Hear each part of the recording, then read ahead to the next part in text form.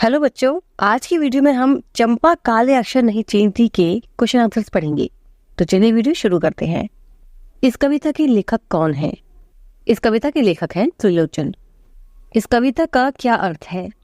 इस कविता का अर्थ है कि चंपा नामक एक लड़की किताब के काले अक्षरों को नहीं पढ़ पाती, यानी नहीं समझ पाती। चंपा कौन है?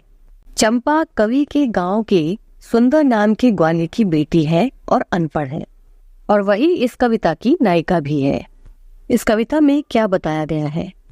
इस कविता में चंपा नामक लड़की की निरक्षरता और आर्थिक मजबूरियों के चलते टूटते घर और उनके शोषण व्यवस्था के बारे में बताया गया है। चंपा किस शोषण व्यवस्था के प्रतिपक्ष में खड़ी हो जाती है?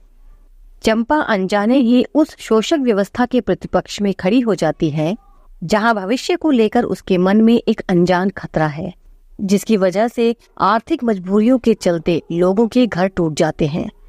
चंपा किसकी बेटी है? चंपा सुंदर नाम के एक ग्वाले की बेटी है जो गाय भैंसे चराने का काम करता है। चंपा कैसी लड़की है? कवि के अनुसार चंपा एक अच्छी और चंचल लड़की है।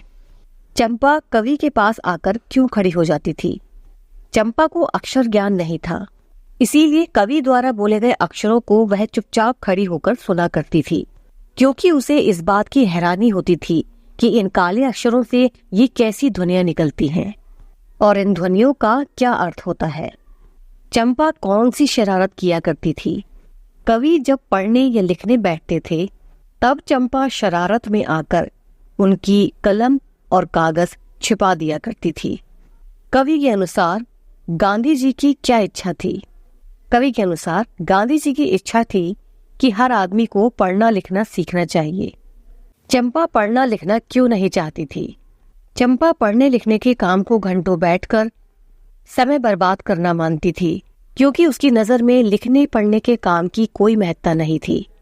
उसे लगता था कि पढ़े लिखे लोग अपनों को छोड़कर कलकत्ता शहर चले जाते हैं। चंपा ने कवि के सामने क्या निश्चय किया? चंपा ने कवि के सामने ये निश्चय किया कि वह नहीं पढ़ेगी। कवि चंपा को पढ़ने की सलाह देते हुए शिक्षा के कौन से लाभ गिनाते हैं? कवि चंपा से कहते हैं कि अगर वह साक्षर नहीं बनेगी तो शादी के बाद पति को काम से बाहर जाने पर वह कैसे उन्हें पत्र लिखेगी और उनके पत्र को कैसे पढ़ेगी, यानी वह एक दूसरे का हाल कैसे जान पाएंगे। चंपा कलकत्ता पर वज्र गिरने की कामना क्यों करती है? चंपा को लगता है कि लोग काम के सिलसिले से कलकत्ता शहर जाकर अपने घर परिवार से दूर हो जाते हैं। इस प्रकार आर्थिक मजबूरियों के चलते लोगों के घर टूट जाते हैं। इसीलिए चंपा कलकत्ते पर वज्र गिरने की कामना करती है, यानी कलकत्ता पर एक भारी विपत्ति आने की कामना करती है। चंपा शादी के बाद अपने पति को अपने साथ रखने की बात क्यों करती है? चंपा कवि से कहती है कि लोग आर्थिक मजबूरियों के चलते कलकत्ता चले जाते हैं और अपने घर परिवार से दूर हो जाते हैं, लेकिन वह अपने पति का शोषण नहीं होने देगी और कलकत्ता से अपने पति को दूर रखेगी।